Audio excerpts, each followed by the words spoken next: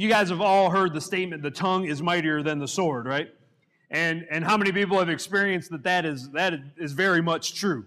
You know, there have been words, right? One statement, one sentence, one talk or speech that's been given that has ignited revolutions. And so words really are more powerful than the sword. And so what we've got to do is start understanding the uniqueness of them. And, you know, and there's lots of different areas. Like, you know, number one, let's just start off with something very basic. Positive words.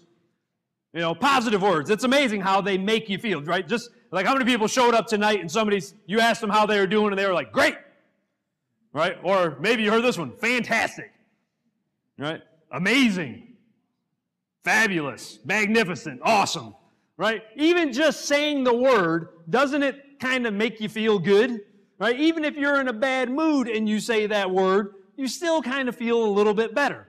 Now, I don't know if it's just because we have the association with the word over time, but I think there's something deeper than that. We just can kind of feel it. So you can go the opposite side. You can go negative words. How you doing today? Horrible. Right? Even if you say it sincere with conviction, it still seems negative, right? How you doing? Horrible. Okay. Terrible. Right? Disgusting. Wretched. Miserable. Right? All those words kind of just give a negative tint to them. And it's not just the words themselves, the individual words, it's even how we say things.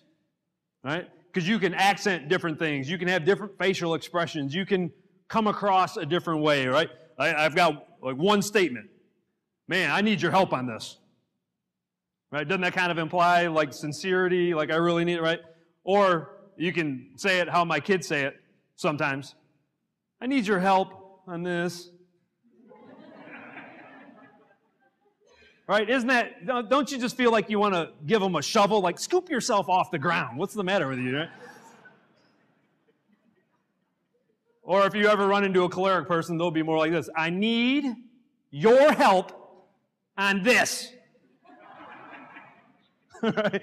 So same statement, but said three different ways and comes across to somebody else three totally different ways, right? And it's not only, right, then we can take it a step further.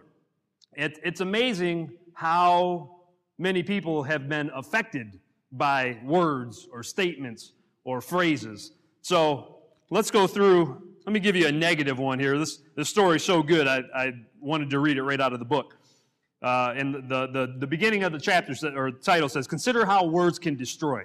A middle-aged man had been struggling for years with chronic depression. Several psychiatrists had agreed that the root problem was chemical and that maintenance dosages of antidepressant drugs would be required for the rest of his life. Now, this guy that's giving this talk, he's a counselor, right? And so this guy ends up sitting down with this gentleman, and he starts counseling him. In the course of our counseling, the man related to me that his father, the self-made head of a large corporation, had repeatedly told him, Son, when you inherit the family business, I expect that you will ruin it. Repeatedly been told that by his dad.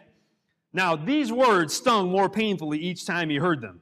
When his father died, the man felt driven to work unreasonably long hours to prove his prediction wrong. Okay, now, sometimes we could think of that as being a positive, right? You hear enough negative stuff that you actually go the opposite way.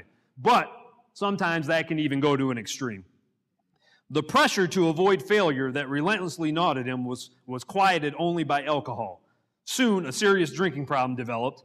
His wife threatened to leave him, and finally, he succumbed to ongoing depression for which he could find relief only in drugs. See, here his life was devastated just by a few words that his father said to him repeatedly, but as those sink deeper and deeper and deeper, they start to affect everything that we do and the way that we feel and the way that we think. And these are called presuppositions. And when I was talking about those blind spots, that's what I'm referring to. Somewhere in our life, words have drastically affected the way we are or the way we feel or the way that we react.